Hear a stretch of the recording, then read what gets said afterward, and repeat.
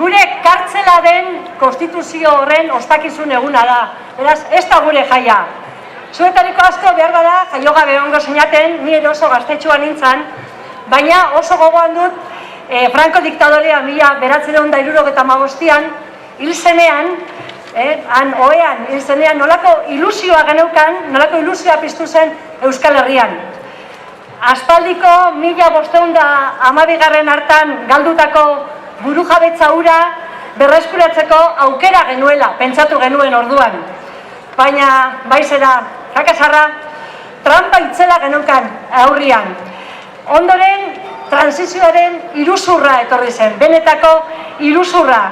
Eta diktadurarekin hautsi ordez, hau da, behingoz, pikutara bialdu beharrean, demokrazia baitzeko tresna bilakatu zen konstituzio hori.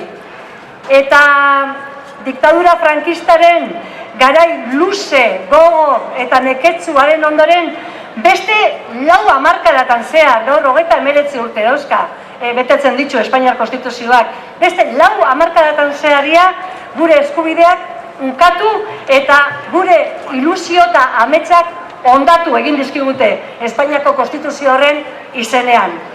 Por eso hoy denunciamos la imposición de este día como festivo y nos movilizamos contra la Constitución española y reivindicamos el Estado democrático y social vasco y nuestra propia Constitución.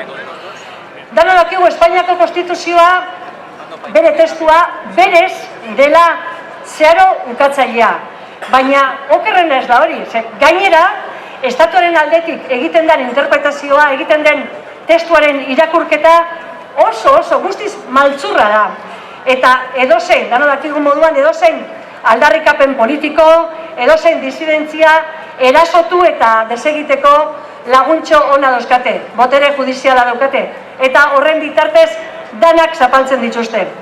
Oso argi ikusi dugu Katalunian nola bilakatu den prozes katalanen aurkako tresna indartsua. Era zeharo inposatzaile eta antidemokratikoa, hori horrela erabiliz. 155 artikulo famatu hori horren aplikazioarekin sekulako 100ko jauzi errepresiboa eginduta estatuak, gure begien aurrean. Agirikoa da, baina esan beharra daukagu. Izugarria da benetan Espainiar estatua eramaten ari den involuzio politiko hori.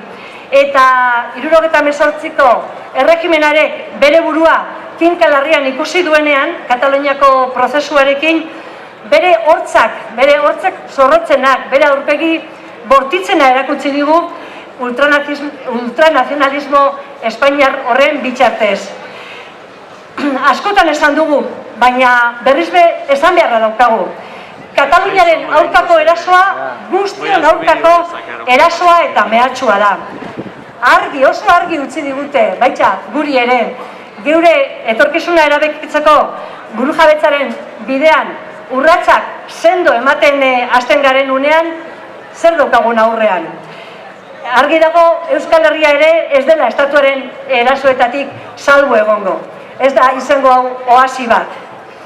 Y mucho nos tememos que las élites políticas y económicas estén preparando un nuevo fraude.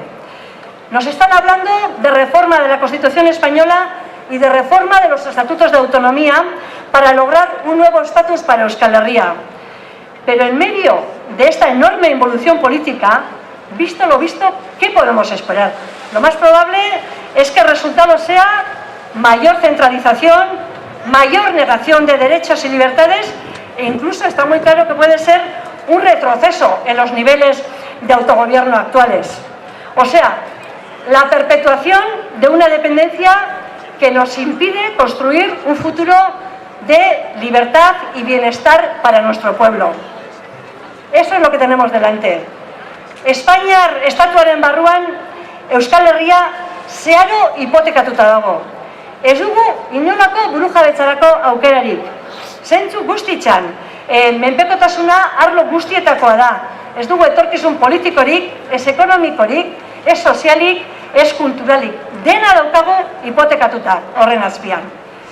Zalantzarik gabe, gaur hemen askotan esan dugu, baina gure etorkizunerako alternatibarik onena, Euskal Estatu demokratiko eta soziala eratu eta Euskal Errepublika behingoz aldarrikatzea da.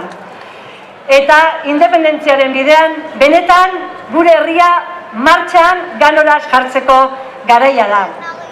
Cerramos otro ciclo, el año que viene serán 40 de la Constitución Española. Entonces, vamos a abrir otro ciclo. Es la hora de activar y poner en marcha un gran movimiento independentista, con una dimensión que vaya mucho más allá del abertzalismo y que tenemos que construirlo entre todas las personas dispuestas a compartir un futuro común basado en la democracia, la justicia social y la libertad.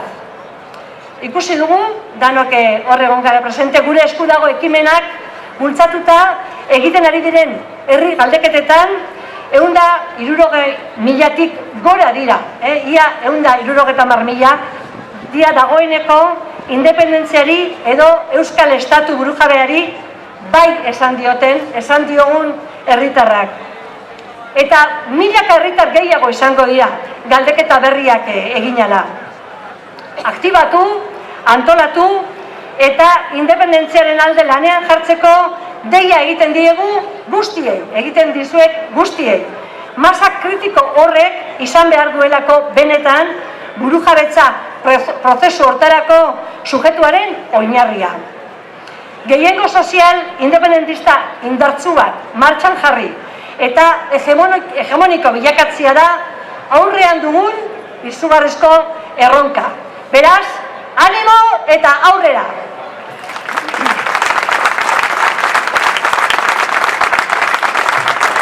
Gora Euskal Estatu demokratiko eta soziala! Gora! Bizka Republika Katalunian!